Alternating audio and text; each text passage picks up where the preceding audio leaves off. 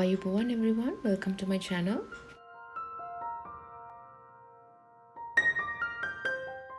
It was a very rainy day in Sri Lanka, so I was in the mood for a spicy fish curry. To go with the fish curry, I thought I'll make a mallum, and my kids were craving for something sweet, so I thought I'll make some brownies for them. So let's start with the fish curry.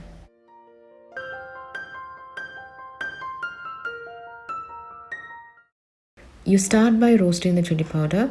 You can do this on a non-stick.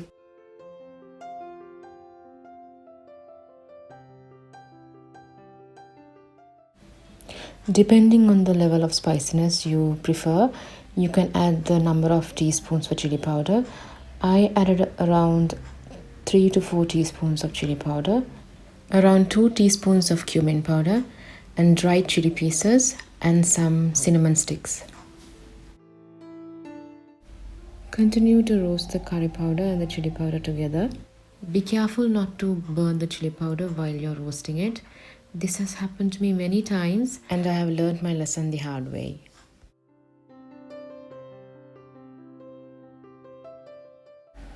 After you're done with this step, you can then move on to preparing the fish.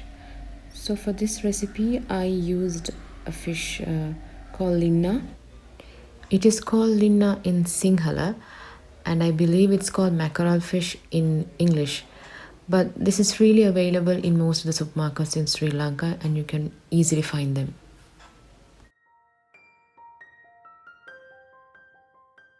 So when washing the fish, I add a healthy amount of yellow powder or turmeric and about 2 to 3 teaspoons of salt, and I keep it soaked in the water.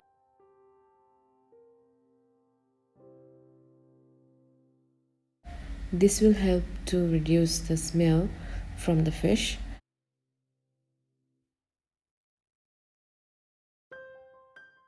Make sure the fish is completely clean and completely washed before we move on to the next step. So next is I'm preparing for the gravy. So I use about 2 to 3 medium size tomatoes. Using a liquid grinder, grind all the tomatoes to a thick consistency.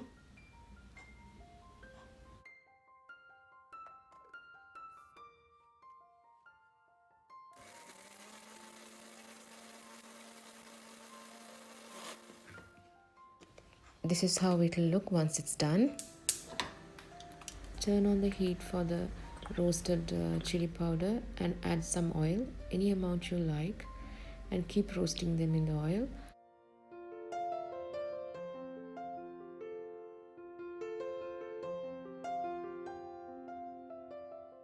Once the oil starts to bubble, you can go ahead and add the tomato paste.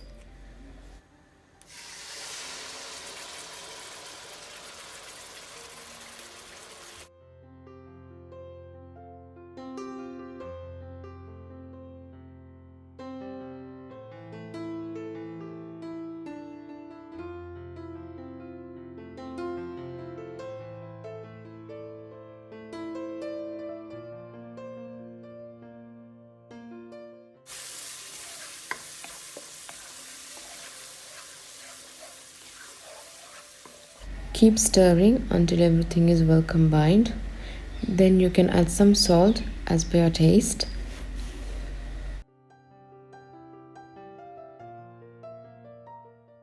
Next is to add the coconut milk. I usually use the instant coconut milk powder.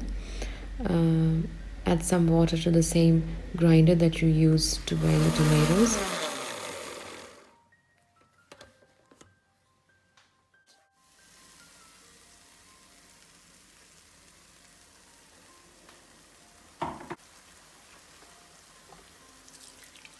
Do not add too much water, because if you add too much water, the gravy will become too thin.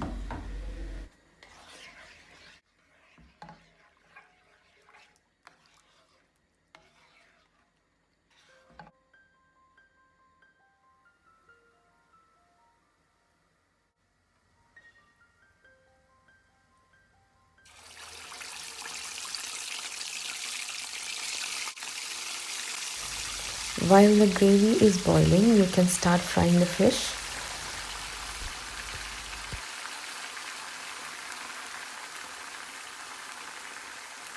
The fish can stick to the bottom of the pan while frying, so make sure you turn the fish a couple of times on and off to prevent that.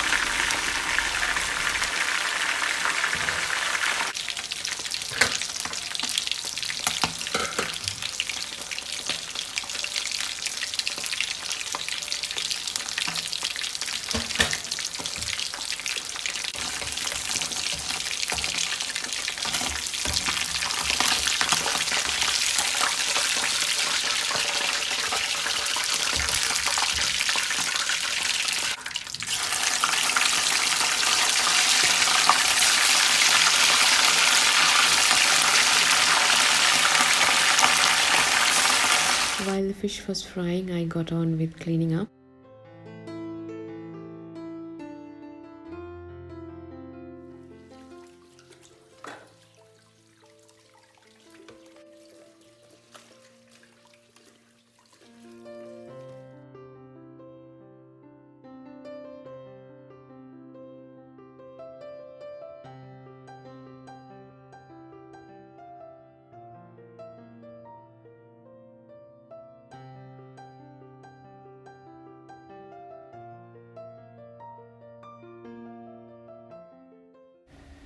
You can see the gravy has boiled well and it has really thickened, which is what I'm looking for. Now you can add the fried fish to the gravy. You can add some water like me if the gravy is too thick, and then let the fish boil so that the fish will soak the gravy in. Now this fish curry is done. You can serve it while it's hot. Remember, this is a very spicy recipe, but you can adjust it as per your taste.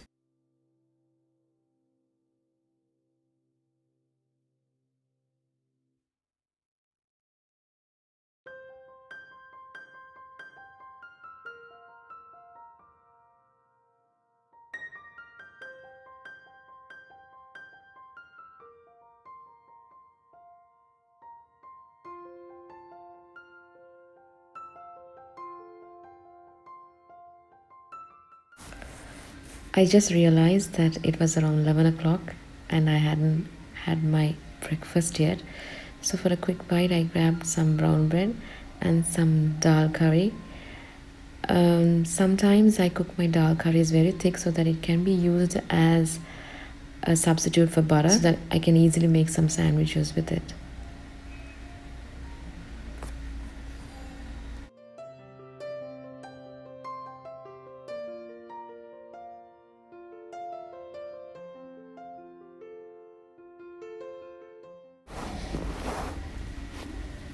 Next, we will move on to making the mukuna coconut sambal.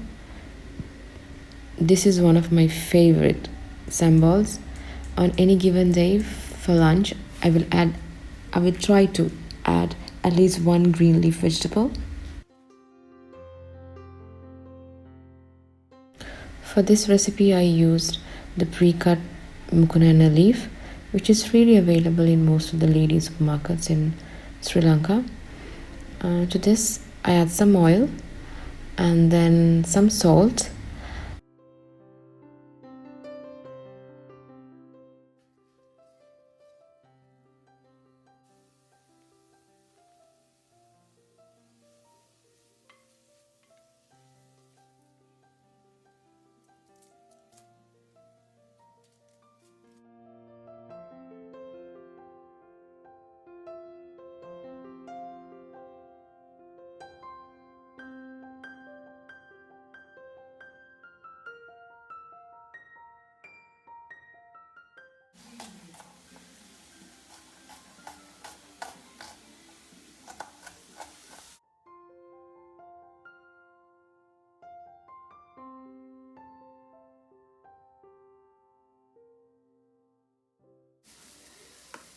Turn off the heat once you add the coconut and leave the lid on, and that's it. You're done with making the sambal. Okay, next we will move on to making the brownie cake. Now, why I call this a brownie cake is because it's not a brownie and it's not a chocolate cake. It is a cross between the two. So for this recipe, I start off by adding 100 grams of melted butter and 1 cup of sugar. Now this recipe can be made in one bowl and it is very easy.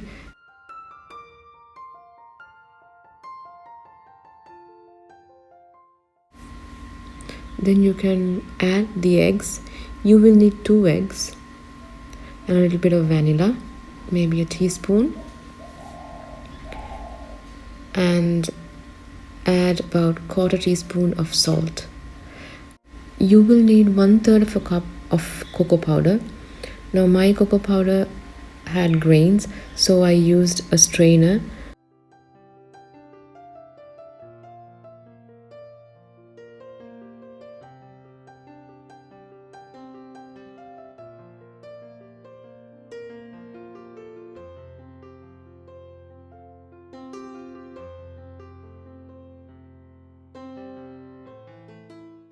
Add the fine cocoa powder to the butter mixture and stir well.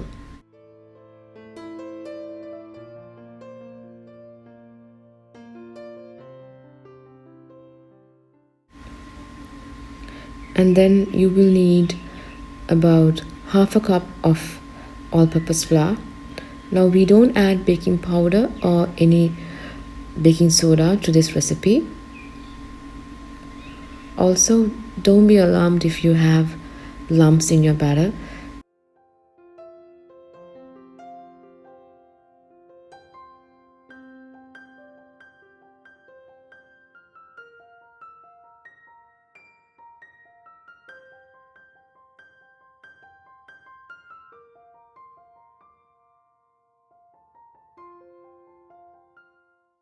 Keep mixing everything until the batter is just well combined.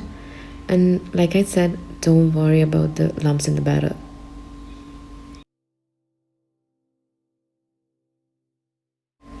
Now this should have been done before I started making the brownie cake. But anyways, turn on the heat in the oven and set the oven at 180 degrees.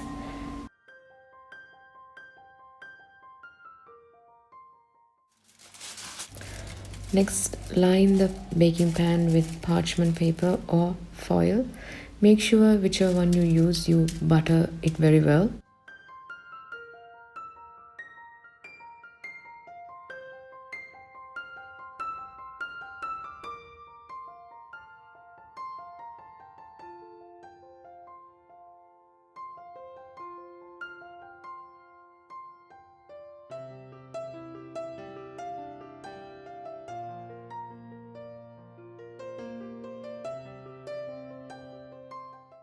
Now this needs to bake at 180 degrees for about 15 to 20 minutes, but I suggest you keep an eye and check with a skewer or a knife to see if it's well done in the middle. You will notice there are no cracks on the top like the usual brownies, but I promise you it's fudgy and soft at the same time. My kids have become very impatient for the brownies, and they have cleaned up the bowl that I made the batter in.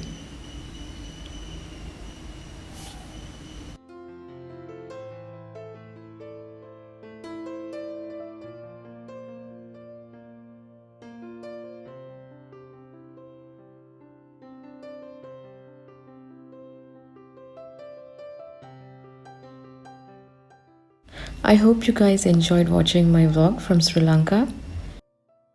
If you have any suggestions, please let me know on the comment sections down below. So that ends the vlog today. Please don't forget to like and subscribe to my channel and press the bell icon on the top so that you'll be notified every time I post a new video. Thank you so much for watching. Until next time, take care and Ayubowan from Sri Lanka.